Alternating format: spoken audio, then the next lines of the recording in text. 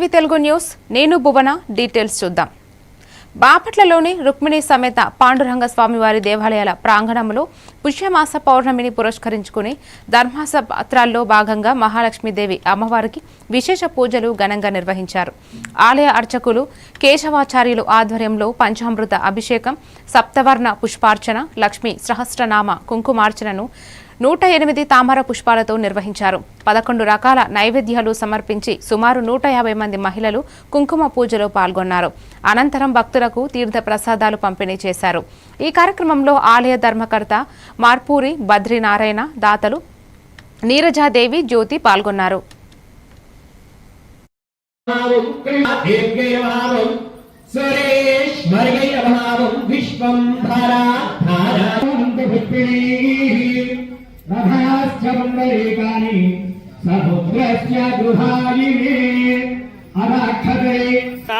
स्तोत्रं जक्षुर्मनः हिरण्यगर्भिणे देवी प्रसूदरेषाण तत्संयोरावृणीमहे गातुं यज्ञाय